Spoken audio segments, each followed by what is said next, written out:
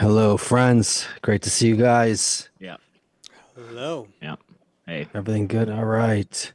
Welcome to the Great Transition, where we're looking at the world through the lens of the wisdom of Kabbalah. The big questions. What's the meaning of our life? I think probably everyone asks that question.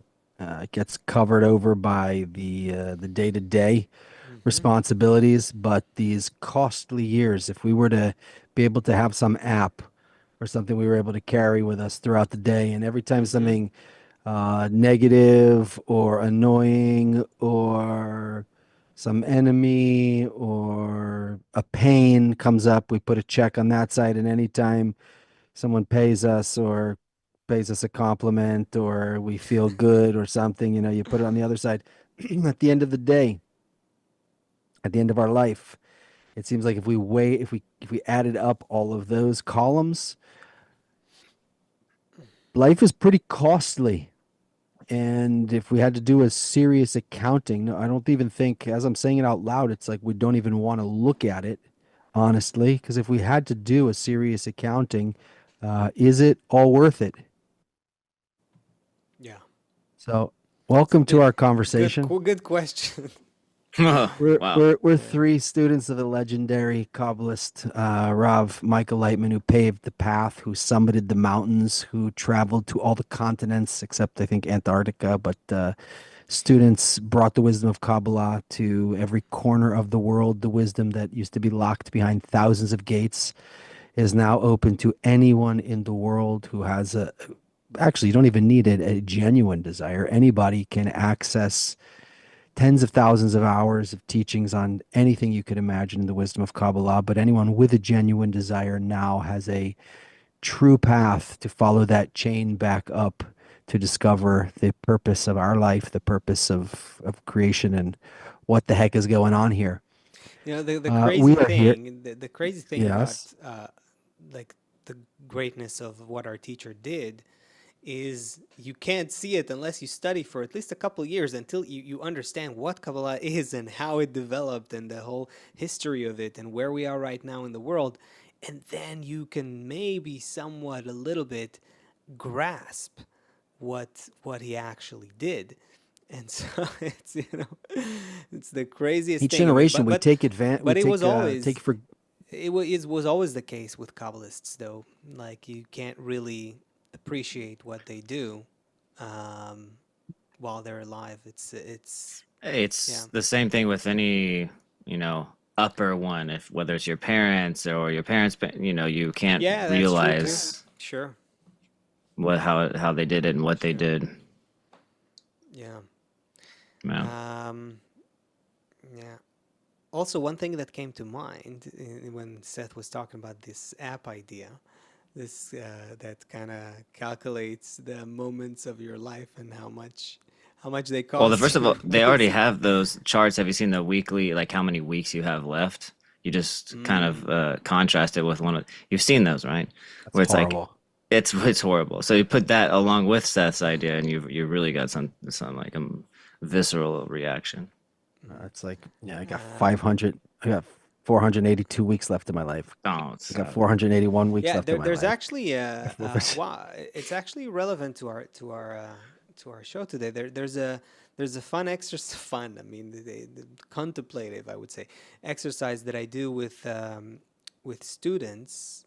Sometimes I did it a couple times where, well, last time I remember doing it was with students in Israel, and I basically tell them I give them a sheet with like Sofchik, blocks turn up in. your volume. Ah, yeah. Patricia and Cannibal are it does saying seem it a really bit, low. yeah. Wait a second. How's There this? you go. Yeah, Yeah. yeah, much better. Yeah. Okay. Okay. Okay. Well, something was weird there. It was like it was showing as if it's right. Anyway, so there's an exercise. There's a thought exercise. Imagine. Let's just imagine that you have like a just a like a table, empty table, just blocks, in front of you, and and you just fill in your for every block you fill it up if you for a year of your life. So if you're 20, you fill up 20 blocks. If you're 40, you fill up 40, and so forth. And then, so I asked the students to do that, and then the number of blocks on that sheet is 83. And I tell everyone, you know what's unique about 83? You know? And sometimes people go like they start all kinds of ideas with gematria and all kinds of things. Oh, it's this, and it's the name of that, and it's the Hebrew letter that. And I go, no, it's actually the average life expectancy in Israel. So now take a look at your life, see how much of it you're already filled up, and how much's left, and you can see it visually. And then in front half of the your students face. leave my class and I never see them again. Yeah, exactly. And then you stay with the real students who really care about what you have to say. And then we do a couple more tests like that until we really weed out just the people who want to get to the answer. That's a true head in the sand kind of thing. It's like, listen, this is it really puts a person and forces them into a place of thinking. It's just not comfortable to think about those things. Yeah, Yeah, it's true. nobody wants to think about that. No one, yeah, And not yeah. only do we not want to think about it, our system doesn't let us. We're constantly running away from it. And today's show Right. really hits this nail on the head, and we're going to open that up for you and discover what is this painful question, and is there something we can do about it? Because if there's only 83 blocks, I'm more than halfway. You know, like what's going on? What is all this? So It's actually 83 and a always- half. I mean, if you, because Not men sure I and was women doing have this a 6 different, months, but- yeah. So I'm always looking to, I guess on the most fundamental level, we're all trying to limit our suffering. Beyond that, we're all trying to get through the day, as more happy than not. For example, every time I eat this food, I feel bloated and disgusting and I get a Right. headache. Or every time I drink, red wine, I get a really bad headache, right? So And you do it anyway, but yeah. So you learn, for example, if you're smart and observe what's happening. So, okay, I stay away from that, right? It turns out that if I exercise a few times a week, I feel great about myself. I feel more energized, right? I can get up better in the Right. morning. Yep. So if you're on social media now and you start seeing a few of these things and you actually stay on that post for more than a few seconds, the algorithm just starts feeding you endless things. So my algorithm, I wrote down a few. Like I need glycine to improve my sleep. I need castor oil to fill in my to kill inflammation. I need intermittent fasting, but then I don't need intermittent fasting. I should eat only meat, but I should also do like be juicing vegetables. I should be doing the red light sauna, but I should be do the infrared sauna, but I also need to be doing cold plunges for immunity. And it's like endless. Like every Don't day, forget it's another. how do you call the one with where when there you feel nothing and see nothing, and the one Isolation that chambers? Oh, the isolation chamber. Yeah, don't forget Yeah, that one. right. To clear the mind. So it's Yeah.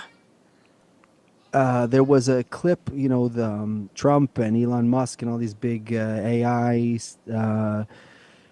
tech guys Yeah. are in the Middle East now. They went to Saudi Arabia, they Yeah, went to Qatar, the Emirates. Okay, so I saw Elon Musk sit down with somebody in Saudi Arabia, and they were talking about the future of AI. He's talking about these robots. If you haven't seen his Optimus robot dance, they showed a video of it yesterday. It's incredible. Like the thing, it's not moving like a robot. The thing can Yeah. watch a human dancer and then do the dance. These things are going to be able to do everything. Like in my business, we fix appliances. Like robots will fix appliances. Like that's a moving robot. Forget about just like answering the phone or Yeah. driving Shit. cars around. No more Uber. The cars are all going to just drive we themselves Gotta around. go. Seth, you gotta keep this show going. We have to run for shelter for Oh a my minute God, or a bomb couple shelter? minutes. Yeah. Okay. So can we? Good luck, guys. We'll see you in a minute. Okay, everybody. So this is the life of our friends living over there in Israel. If you're wondering what's going on with Asaf and Chris right now, when you live in Israel, an alarm sounds at any time. So right now, too, it's 9 p.m. and they all are running to bomb shelters right now. They have 3 minutes to get to a bomb shelter. It means that somebody is launching a missile at them. And thank God there is the Iron Dome, which we're praying right now is working and will shoot down these missiles. But you need to wake up your children if they're sleeping. You need to grab your family, and everyone needs to get to a bomb shelter within 3 minutes. So let's pray for our friends right now. And you can imagine that this is some life that our friends are living.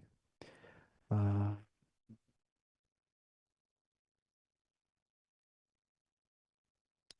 and amidst all this, they are still trying to bring this wisdom out to the world, still trying to bring peace into the world.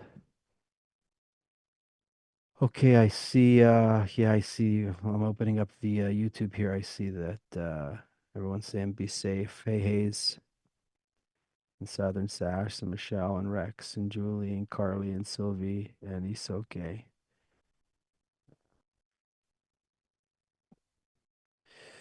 There's an app. Everybody has these apps on their phone that tells you when rockets are coming. And I'll show you. For example, you open up your app and you see something like this. And it means if you're, in one of those areas, you also get local alerts, but that's all the areas where they expect the missiles to be hitting if they were to land. And that means you need to go and get into a shelter. You have 3 minutes to do it, so they'll know, you know, they'll be fine in a minute, I'm hoping.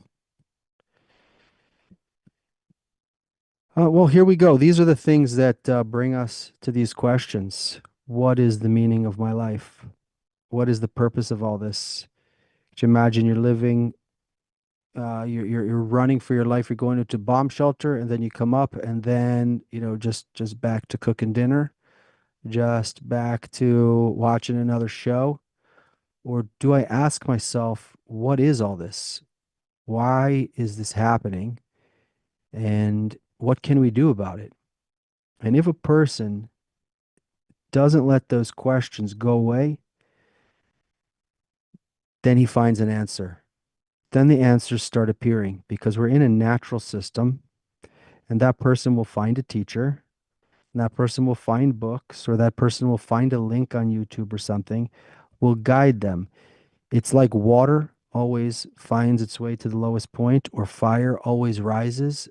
We discover that we're in a natural system filled with natural forces, and that we humans are part of that. In fact, if we were to go through everything that's going on in us, we would discover that none of our thoughts and none of our, where do your desires come from, right? You think that you like this sports team, or you think you want this for lunch. Where are these desires coming from? They're coming from our environment, plus they're coming from our ancestors, back. So it turns out that a person finds himself, if he honestly does the discovery, he finds himself uh, tied in between the past and the present with no free will of where to move. A person discovers that he is totally in a natural system. In that, Chris, everything okay? Standard procedure.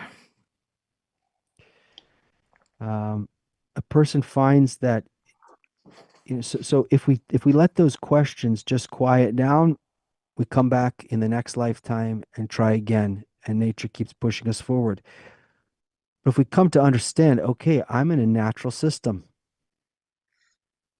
and it's pushing me towards these questions that are awakening inside of me, and I'm not hiding from those questions. The reason why we hide from it is because it doesn't feel good. Because I don't have an answer. Nobody has an answer. So what am I going to do about it? But if we let that question, what is the meaning of my life? If we let it burn and we start to search, then naturally a teacher will appear. We will naturally begin to find the answers. Where's Asaf?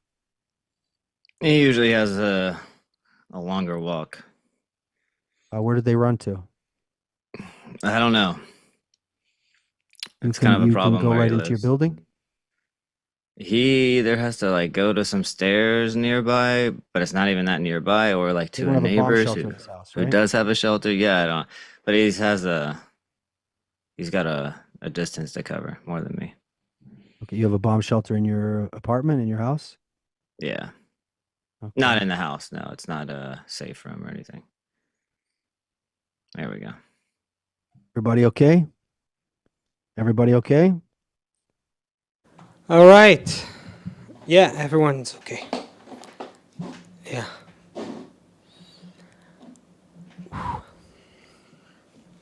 We were just Standard here talking procedure. about the That's we're- exactly what I said. That's hilarious. Literally the same exact words. Yeah. Just part of life here. Seth was over here talking to somebody. I don't know. I don't know Yeah, who he was what talking to, happened? but What happened there? What happened here? I was saying that if a person doesn't silence those questions inside of them, then Mm, naturally a person will be led to the answers. It's not it's not a teacher will appear, the answers will appear, a book will right. appear because it's natural. We don't see clearly how much we're in a natural system. So listen, even like this, I was saying before the uh, the bombs that we got these world leaders together in Saudi Arabia trying to broker peace deals, right? And broker big money AI deals, Hmm. $1 trillion, hundreds of billions of dollar AI Yeah. deals. So the concept is that within a few years, I'd say a decade, there's enough for everybody. People don't have to bust their backs working. The robots will take care of almost everything. And Yeah. it's not even that you'll need minimum basic income. It's like you can have like a lot of basic income or a lot of luxury income But by the because way, again, these tech experts that are saying this today, again, this is something like 17 years ago. Our teacher was saying there's, when the technological revolution gets its point and machinery starts replacing human beings, you're going to need a very small percentage of people to actually work and produce things. There's just going to be very little need for that. so Yeah. let's say that there's medicines that cure all the problems and lifestyle. We don't have these chronic diseases anymore because we get rid of all the poisons out of our food and Mm. everybody's eating healthy and we have robots to give us massages every morning and stretch us out and motivate us, say all the right things like, if you like to be inspired by jokes and someone else likes to be inspired by deep thoughts and the robot knows exactly how to motivate each person in the morning. And imagine this life, everybody. It's 10 years from now and the robot is doing your job and you got free time and you're healthy and everyone's healthy and there's no more wars. Ah, okay. So you Question went is, you went all question in. is, Hmm. are you is that what it takes to be happy? Will we all be happy when that happens? If I take the glycine and the castor oil and the intermittent fasting and the cold plunging and the right diet and the right amount of exercise and all my stocks hit and I have plenty of money in the bank and I have a good relationship at home and then what? And then And that's what I'm asking. That's the question I'm asking you guys, and that's the Right. question that I'm asking for everybody in the chat. If you had enough money in the Ooh. bank, if you had perfect health, when the robot was doing your job and you Yeah. got free time, Then is what? that it? Right. So everyone wakes up, everyone goes out in the morning, all the neighbors smile at each other, everyone's happy.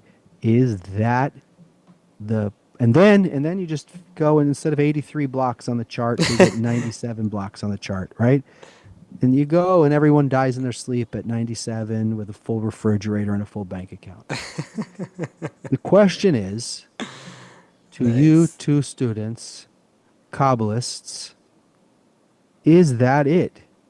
Is that what the whole game is about? Is that what these billion years of evolution are about? To get to the point where everybody is a healthy and full bank account and can buy whatever they want. What was this? These Aborigines, Aboriginals, Aboriginals, I Aborigines, believe. Knowles. Yeah. Uh, it's not such an old clip. This guy goes and interviews them, right? You know what I'm talking about when they're like, what is the purpose in life? What's the most important thing? And they're like, meat, meat and honey, you know?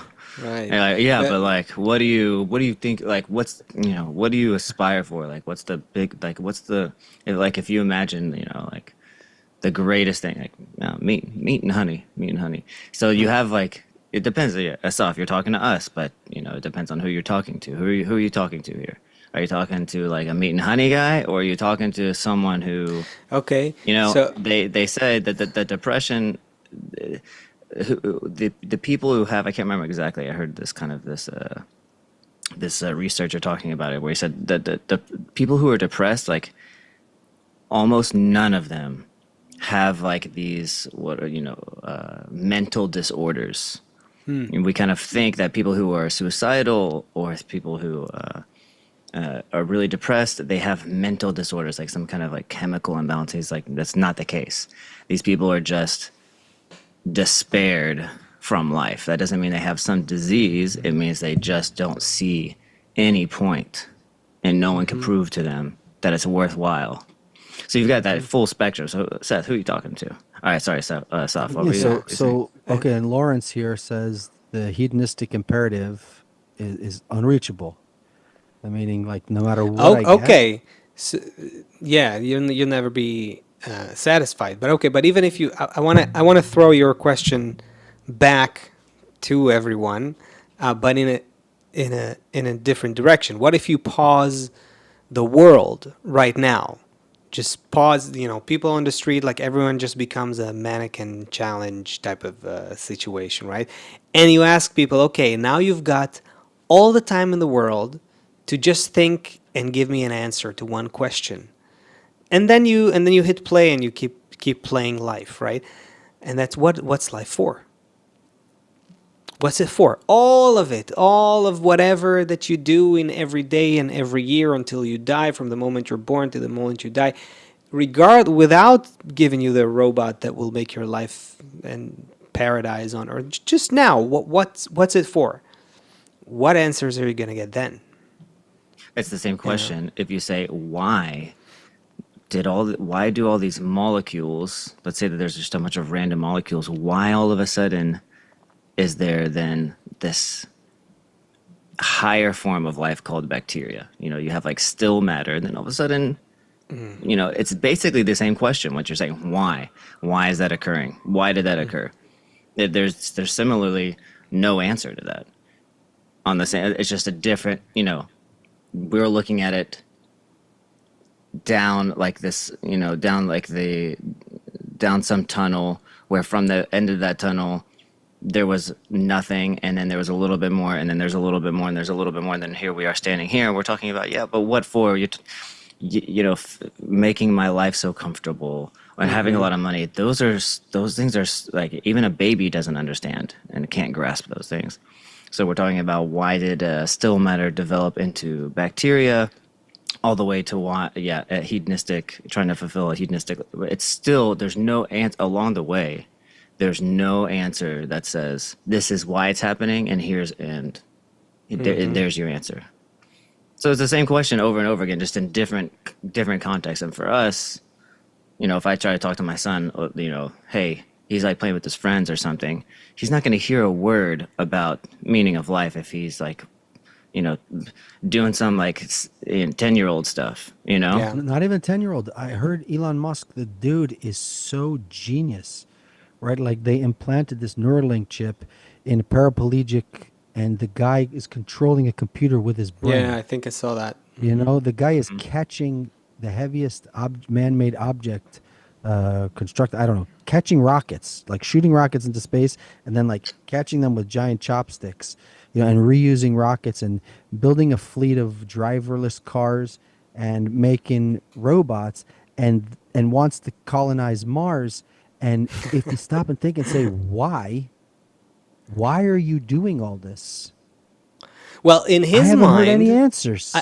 in his mind, and then not that it's a satisfactory answer, if you ask me, but in his mind, and that's actually, I mean, I kind of respect that answer for an Earthling.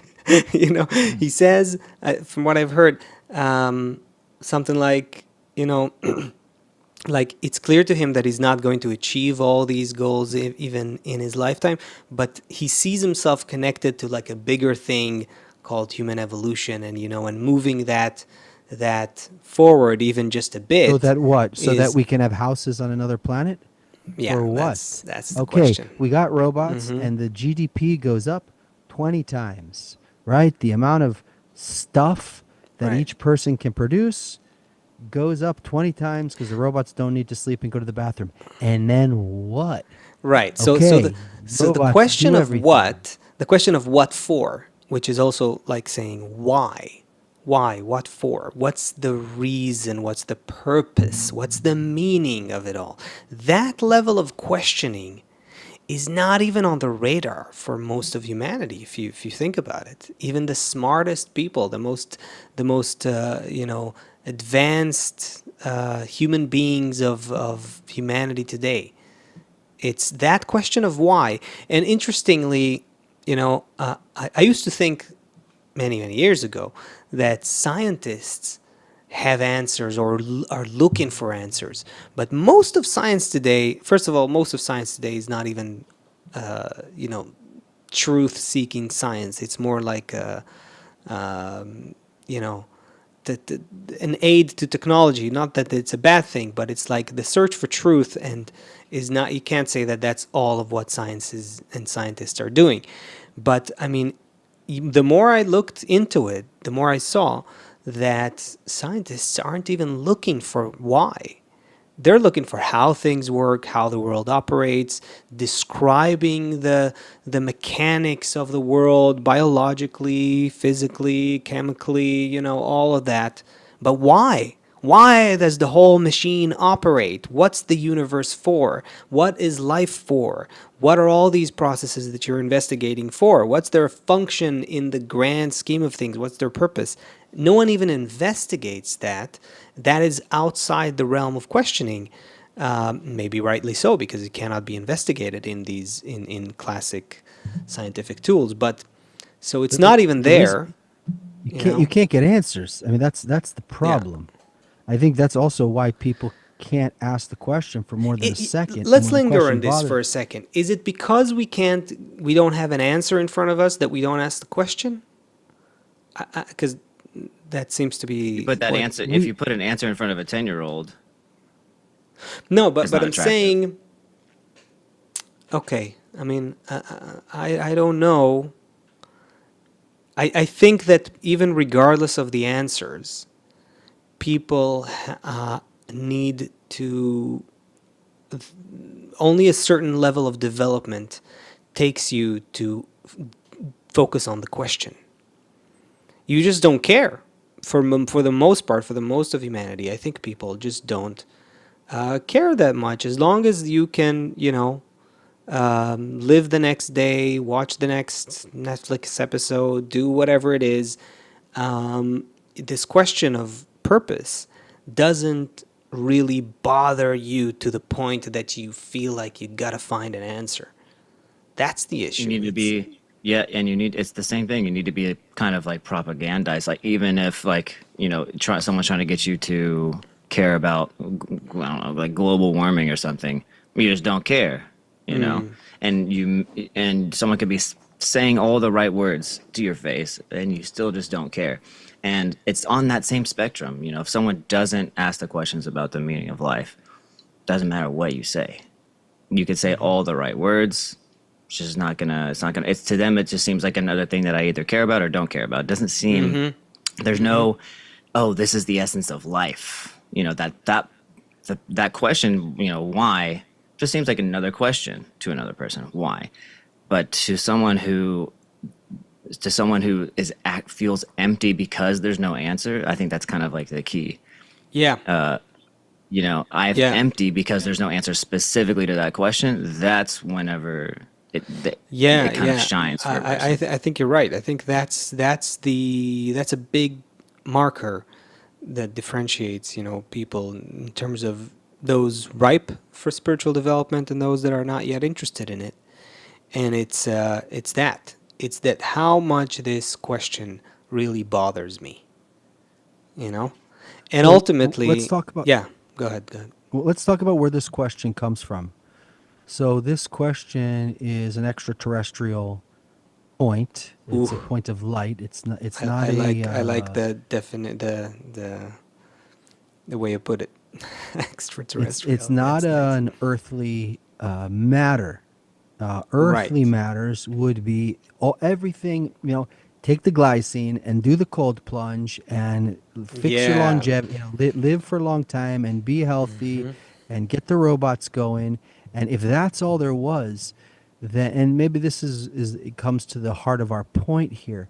For an earthly being, that stuff is the pinnacle of that, you know, like the Pharaoh's life, you know, like wake up, cover me in oil, feed me grapes, you know, like give me the nicest robes, let me bathe in the Nile, build me wondrous pyramids. On this earth, that's the pinnacle. But if this extraterrestrial light that's planted inside of each one, which is actually driving our evolution, but it's mostly dormant, that light is mixed in with the terrestrial desires. And the way that it's sorted out, the way that it develops, it's like everything else, it's more prominent in some places. Like even gold, for example. There's some places where you can mine the gold more easily and more commercially viably. And there's other places where it's too expensive to get the gold out. So you don't go get that gold out first. You get the gold that's easier to extract, that's easier to mine. Same thing with oil. You don't start with the oil that's at the bottom of the ocean. You start with the shallow oil. You go for that's the easier low hanging fruit, basically. First. Right. So the low hanging fruit are those in humanity. There was those in humanity in whom this question won't quit. And Chris, to your point, there's many in whom the question is still super dormant, and I'm not sure that there's a conversation to be had there yet. But for the people that are here, I imagine, and everyone here, All Star League, and Kirsten Roosevelt, and Boo, and Patricia, of course, I know, Eric and Ray, I know. But put in here, does this question, hello Albert, and we got Kevin here over here in Ireland. Hello, Kevin. Right in here, you know, does this question bother you? Did this question bother you? Is that how you ended up here? The question is, what is the meaning of my life? Yeah. When Interesting. You mentioned this Pharaoh covered in oil, and also, you know, there's a lot of stories like this where, like even Aladdin. Remember Aladdin, Princess Jasmine? You know, she wanted to go out into the market. You know, so she wanted to be around the people. You know, escape the palace, right? So there's this like. There's still, for a person, let's say that, you know, we get to the point where we have everything and all of our needs are covered, and it's still not going to, you know, like you said, what for?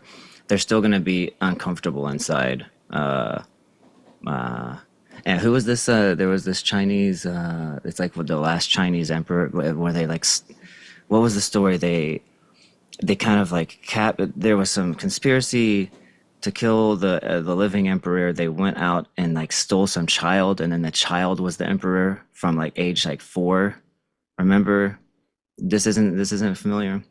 Anyways, he grew up like in the palace, and he didn't know he was like stamping, signing all kinds of decrees or whatever. He didn't even know what he was doing, right? They took him from his mother, and like, why, like, what, I don't want to be here, right? So he grew up a couple years, and all he wanted to do was, after he had some British scholar come to him and was telling him about the outside world, and then he had this desire, right, so technically he had all these servants, royal butt wipers and everything, right? But still, it's not enough, to a person living. You can have all the bodily things fulfilled. You could do what did you say, the different supplements, and you could get all the right UV and everything. And I think we already know, most people here already know, like, you could cover all those bases, and it's still, it's not good enough. So you can ask like what for or why, but that doesn't really touch on the point. Still, I think I think we get there really quick with where we are right now in humanity, with where humanity is right now. You could get there really quick. Within a month, if everyone got everything that they needed already within a month, I'm just can imagine within a month people are already ready, like, to move on to the next thing. Maybe we're kind of we're looking at all of this quest for self-improvement as something that doesn't really answer the question of purpose. But from an evolutionary standpoint, if you think about thousands of years of human progress, maybe maybe that is actually an advanced stage. You know what I mean? Like, towards the question of purpose, the question of meaning. Like, now a lot of people, a lot of developed, civilized, modern human beings are thinking how to maximize life. That's essentially all what all of these vitamins and supplements and exercises and diets and isolation tanks or whatever. That's what it's all about. How to get the most out of life. We're saying, yeah, you're trying to get the most out of this level of life. But if you ask what's the purpose of this level of life, you get to a higher level. And in order to start climbing to the higher level, you have to start wanting it, asking about it. It has to bother you. But maybe maximizing this level is just a step. It's, logically, it's like a step towards, okay, now we've exhausted it. Okay, what's the purpose of it?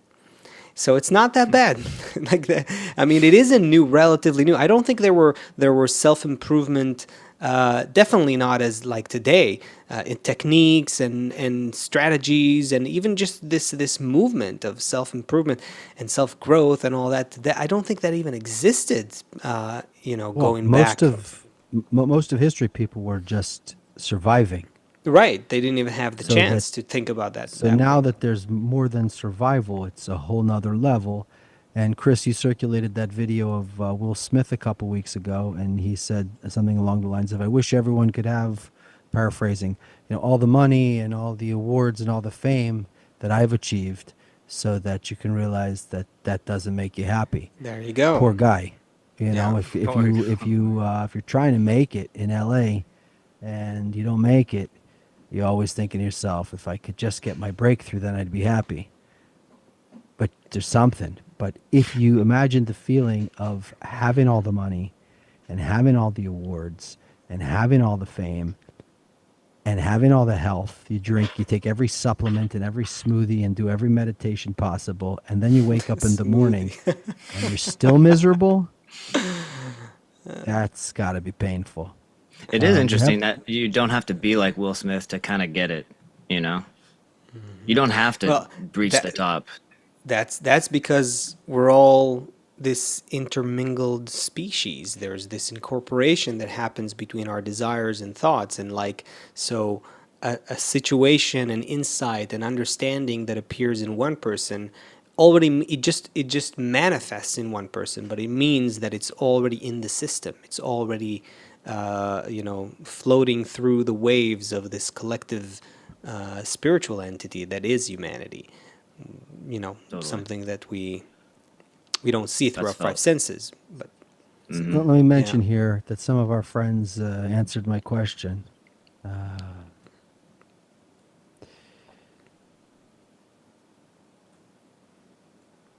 Let's What? see. He What are you says, what are okay, you so hold looking on. for? So Hayes says, I'm just looking what's in front of me. What is the meaning of my life has been the driving force that makes me search for all my answers. Southern Sass said, as a child, it seemed like all the adults around me were nothing but liars and didn't understand where we come from. I just wanted to go home. Dewey said, what am I here for? What's my purpose? What do you want from me? Those were my questions. All-Star League, the meaning of life is very simple. Love is guiding it all. Let's go. Right, Let's see right. more But people. the crazy thing here is that every human being does have it in them. The question exists, and it's Okay, hold on. Hold on. Let me yeah. ask you this question and answer this one. So Boo says, I seriously think these guys have it backwards. Not a lack of want will make us connect with each other and our source. Crisis and hardship and scarcity are have always forced people to connect. He's not wrong. He's not wrong that this is it is the driving force of nature. The question is, and what we're all about and what Kabbalah is all about, can we create a moving force that will push us to our purpose instead of nature's default force of pressing us through evolution, which can be suffering, most filled with suffering. That's what we're Yeah, asking. we're all Can about free we choice here. can we move faster? So you're not wrong. You're right. That's how nature works. If you look at all of evolution, it's this constant press that is gradually evolving matter through these opposite contradictions and clashes between opposite forces that create a new level of being. And the same happens with us in every human as an individual and also in human society. You can always see these opposite forces that are clashing and creating, forcing us to move to a higher level. But can we take the reins, so to speak, and instead of being victims of this transformation, begin to master it, begin to somewhat, if not even master, just to participate in it, so we can kind of move at least at the pace at which nature is pushing us, if not Isn't that cool? faster.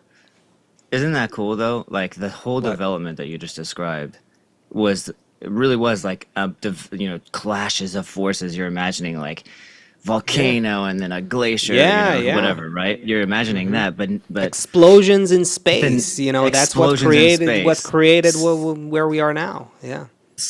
Things that you can definitely see with your eyes and mark with markers and draw out, right? Yeah. But and here we're saying this explosion of forces and it's all come from a question that we can't find the answer to.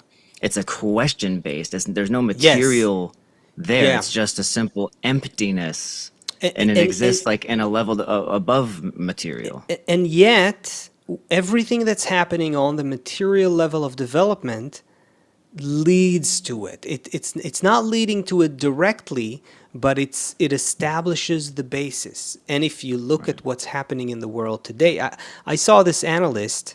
He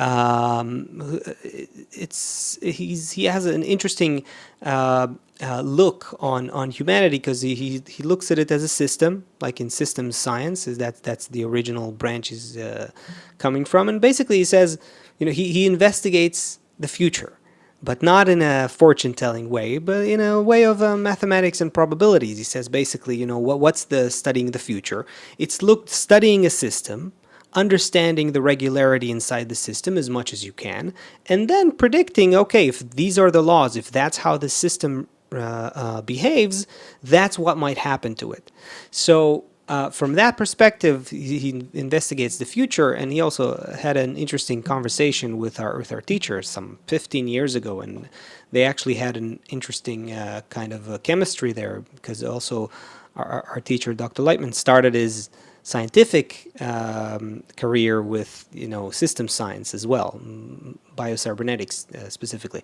Anyway, so he says if you look at the world today, we don't really, the media and everything that we see, we only see a very, like, the tip of the iceberg, and even that is falsified. We don't know exactly what's going on. If you ask people who actually investigate what's going on all over the world, he says, first of all, 2024 was the bloodiest year since World War II. We're in it. Right now. We are, so many people are dying. There are 92 war zones, active war zones, all around the world right now. 60 wars are happening simultaneously. And, we, through mainstream news, we hear about Israel and Gaza. We hear about Ukraine and Russia. And there's what was recently the conflict between Pakistan and India. A couple things, but we don't realize that the whole world is burning. And he also says all of these are connected. And he doesn't say it from like any kind of intuition. He says it from research, from trying to map these connections. And so from a future study perspective, he says that's a sign of the world order getting ready for a change.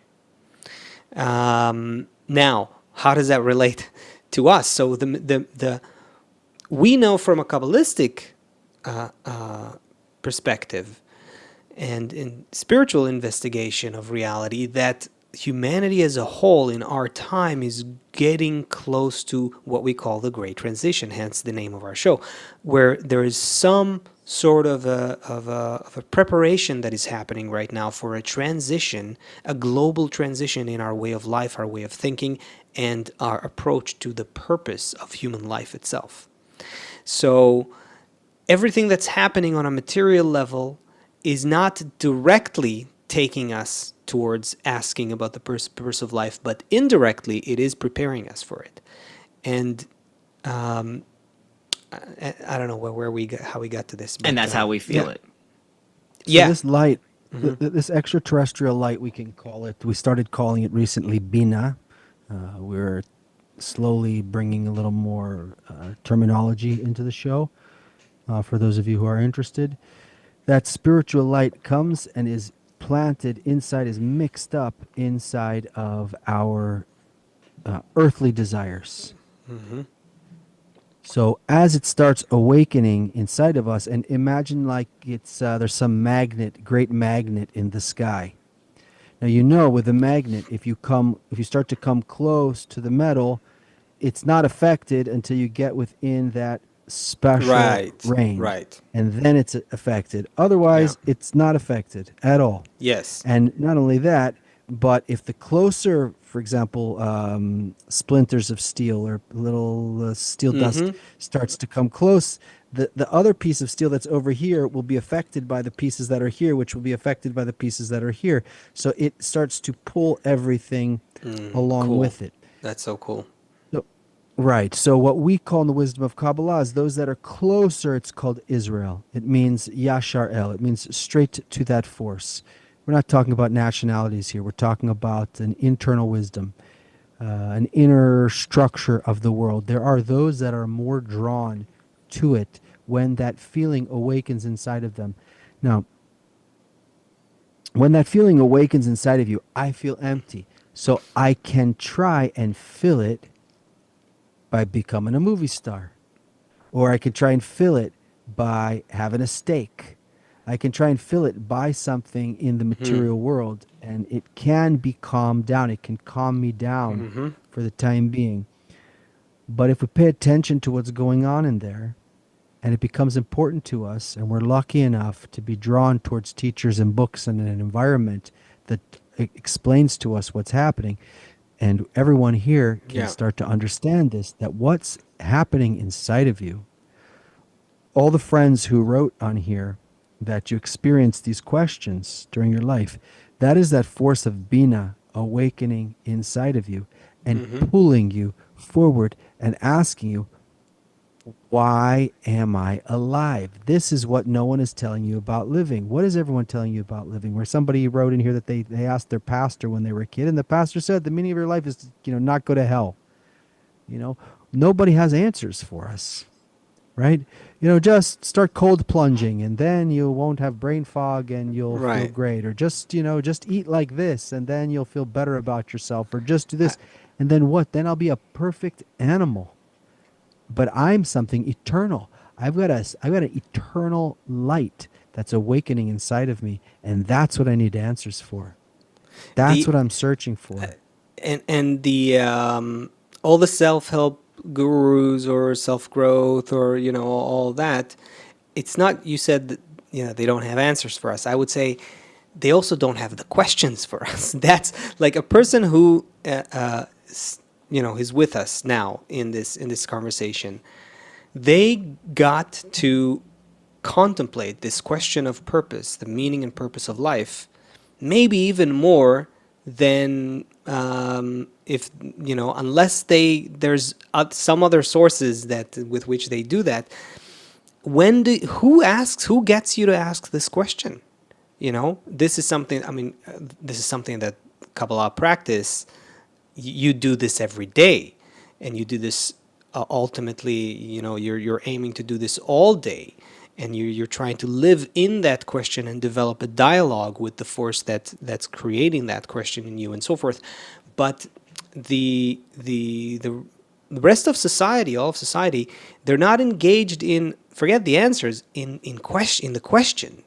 That's the big thing, and that is a thing that really, it's a feeling that is this engaging with this question is something that is unique to people who are spiritual seekers, to people who have this point of bina that began to awaken inside the rest of their being, which is what we call malchut in Kabbalistic terms. But what's worthwhile mentioning also is that Baal Sulam, the great Kabbalist of the previous century, says, I love how he the words he uses, right? He says, like, the default state of this spark of bina, that even if it's already has been lit inside of you, if you started asking, what's the purpose of this? Why am I here? Wait a second. Where am I going? What's the meaning of all of this? If you started asking, you should know the default for that spark is to drown in the currents of life. And it will gravitate towards drowning. And that's the default state. That is, you should expect that. Why? Because if you want to keep it up above the water, that's where your free choice lies. That's where you have conscious, active, volitional participation in the system of creation, in keeping that question a goal, a pursuit, making it important.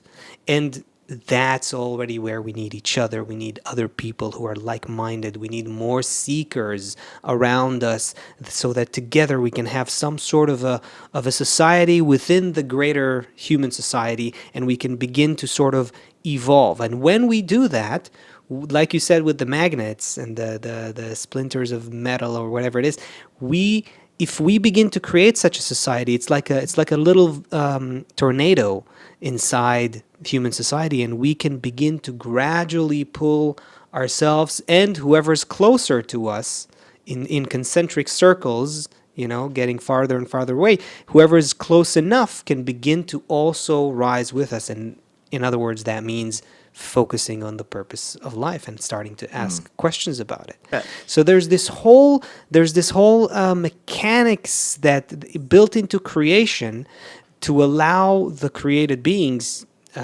to allow human beings to exercise their free choice in spiritual development and become conscious in the process, acquire a new level of consciousness in the process versus not.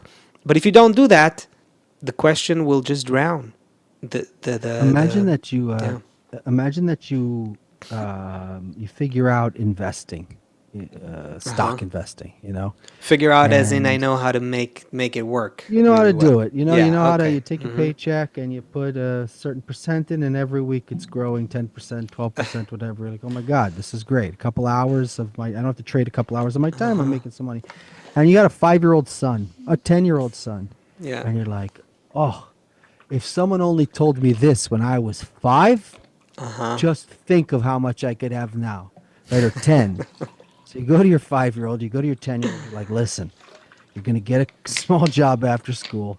And what I'm going to pay for your food, I'm going to continue paying for your food. You're going to continue living at home. All the money you're going to make from your little side hustle, you're going to put into the stock account. And by the time you're 40, you're going to be able to buy your own house. You're not going to have Uh-huh. to work as much. So you need to now convince your 5-year-old, Uh-huh. or 10, let's face five's too young. That's not realistic. You're going to convince your 12-year-old, Uh-huh. right, that he should start working now so that he can start investing now so that when he's 40, he's going to have this nice little nest egg, right? So here's the problem that we have as Kabbalists. Mm-hmm. We're not coming to, like, the 12-year-old's like, yeah, that's great, Dad. Like, can I have some ice cream? Or like, that's great, Dad. Can you take me to my friend's house? No, you're like, you don't understand. When you're 40, you're going to have a nest egg. He's like, great, Dad. Can you take me to my friend's house? Right? It's just, there's no Yeah. connection between the actual desire.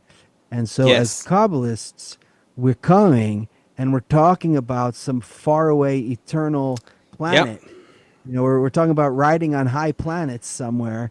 And meanwhile, everyone's like, yeah, but my back, my knee, my bills, the war, the Iran, and this. Mm-hmm. So, and not Yeah. only that, Yeah. once you start the process in the wisdom of Kabbalah, also, you're not doing it specifically to fix your knee and fix your back and fix your bills. You're investing into some eternal payoff. Let's, like, if we can call it like that. Mm-hmm. And so Yeah, but free choice. You get to make free choice. You get to be free in your actions, and Yeah. That you that get to be freed from that from brings this you back calculation machine. to the Matrix scene where the trader guy, I can't remember all the characters and all that, where he goes like, I know the steak is not real, but it's Oh yeah, still like so good. ignorance is bliss. Yeah. Yeah. um, Yeah. the point is that for all of those who are asking the question, and all of those who are beginning to be engaged in that true search, so identify that, if you have a bum knee, maybe physical therapy or cold therapy is good for your bum knee. If you're talking about an ailment of your soul, Yeah. it's something else. And that's the remedy for this question. When we start asking, what did we call this episode today? What no one tells you about living. What no one tells you about living is there's two of you out there. There's your material body, which belongs to Earth, and you need to do all the things with your creatine and your exercise routine and your breathing and all that. That's for your earthly body. But the question about who am I and why do I live, that's not an earthly question. Yeah. And it's And you greater, need, and the answer to that is also greater than this life cycle. It's beyond. Rabash, our teacher's teacher, used to say about this body. He said, "Oh, it's like a shirt. When the end of the day, you put it in the washing machine, right? And you keep going." So, Take out uh, another one. yeah. So it's yeah, but you're right. You're right. I mean, this is why we should appreciate everyone who's with us. This is why, if you're watching this, we appreciate you. We feel connected to you. There's a level of connection between people with awakened points in the hearts that is truly beyond language, mentality, background, and hobbies and psychographics of all kinds. It's truly spiritual. It is truly non-material. It is truly universal. There is some aspect of this deeper aspect of life that we are looking for and working for, that most of the world, it's like when your point in the heart awakens, I would say you become, you start feeling that it's as if like you're waking up while most of the world is asleep. And Yeah. we are those people who are waking up and looking at each other and like, hey, oh, you're here too. Yeah. You know, it's So, like I don't know if anyone's ever done VR before, but if you're in a VR like world and you have your avatar and then you meet up with someone else that has an avatar in some virtual world, and yeah, your avatars are, conversing, and you have like some kind of like connection there in that virtual world, but really you're connecting, and sometimes you can feel it, as much as you can, but really you understand that you're connecting with someone else who's behind a screen. And the yeah. same thing, happens whenever you connect with someone who has this point in the heart Oh, awakened. that's You're great. connecting I with love them it. above Beyond their this, body. Yes, yes, beyond their yes. body. You Yeah, feel yeah. that there's The something body else. is like, yeah, yeah. It's, man, it feels like that so much. Also, I mean, one of the things that happens to you when you start studying, you meet other people. Soon we're gonna have, next week we're gonna have a global Kabbalah event, where this time it's gonna be like in many, many different places, not just in a single place and broadcast virtually to the world, but in many different centers. There's going to be like dozens and hundreds of people in different areas in the world. And the cool thing that happens is that you can meet people who could be very different from you in every possible way. Age group to mentality to background to hobbies to the culture, and everything about their body could be, and their bodily being could be different, and yet it's like beyond this body avatar, right, beyond this kind of thing, there's this essence inside, this point of Bina inside, the spark of Bina, if we're already going with that terminology, that's connecting to the point of Bina in the other person beyond their physical avatar, right? Beyond that physical body. There's like a thing that you begin to feel, and it's resonance, it's magnetism, it's something that is beyond words, but it's clearly like a force field that we're all A operated common by, like, field. yeah, like a Yeah. common field that you feel. Now, when you go to any professional convention, like an academic convention or something, you also feel connected to the people, but it's at the level of the bodies. You're all doing the same thing. You have the same kind of interests. We're all going to well, some Hey, I like ice cream. You concert. like ice cream? Cool. Yeah, All it's right. like a You like ice concert. cream? Yeah, like whatever, right? Oh, let's go to a Taylor Swift concert. Oh, you like this? I like this too, right? So that's the level of connection. Here, we're talking about a deeper non-material level of desire that is on top of potentially a world of differences on the outside. That's what's so amazing. That's what's so unreal that happens, with people with this spark Hey, inside. hey, Yeah. you have some like part that is eternal inside you, and you're looking in, and I have some kind of like part that's eternal, and I don't, like it's like, yeah, you had this eternal part come into your body too, and it's like existing in your body at the same. Yeah, me too. I have that too. Yeah. Let's go figure out like how Yeah. to. That's kind of That's who it. you are, Yeah. Isoke. That's who you are, Boo. Boo says, I always feel like the only human amongst a bunch of talking apes. Boo, that's because that's what's going on. Uh, but it's not our job to treat anybody that way. In fact, we need to treat everyone as a good example and raise everyone up like that magnet example. So everyone here, recognize that force of Bina inside yourself. Recognize it's not just, if you're out of shape and you need to do something in your corporeal material life, go for it. but recognize that that spark of Bina, the spark of Bina does not make a person say, why do I live? The body makes a person say, I need to eat, I need shelter, I need to get away from that wildebeest, I need to run away from that lion, I need to run away from danger. That's the body. If you're asking the question, what is the purpose of my life? That's already that spiritual point inside of you, which is, in our generation, awakening inside of more and more people. You found a group of people who it's awakening, and together we're going to help each other. The three of us next week will be at the Kabbalah Congresses. Asaf and I will be here in North America. Asaf is flying over. Chris will be in I'll hold it down over Israel. here. Israel, holding it down at the Congress. And so our Congress begins a week from today, so we won't be here for We won't be the, here for podcast. probably 2 weeks. But next week we won't be here for sure. The week after that, we'll have to see where we're at. Maybe we will actually. Maybe we'll do it from your place. Let's see. We'll see. Okay. See. Stay Big hug to tuned. everybody. Yeah. Pay attention to that point inside and let it guide you. Let's talk to you soon.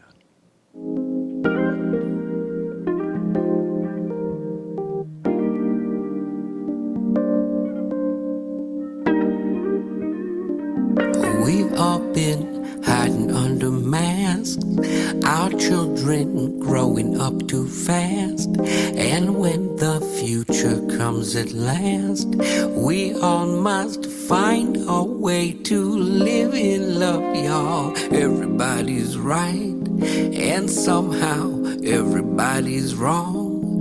But if we all don't get along, we all will lose our chance to live in love, y'all.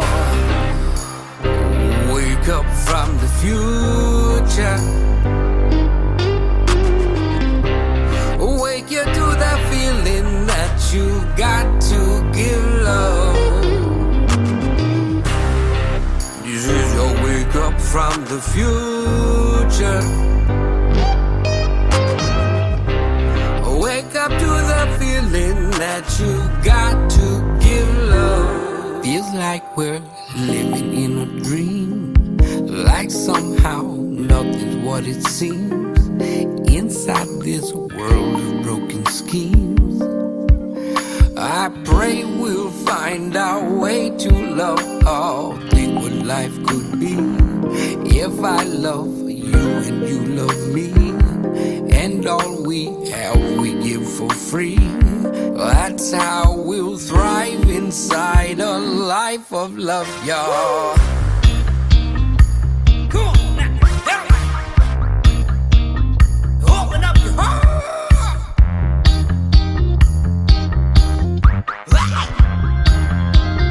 Open up your heart. Wake you from the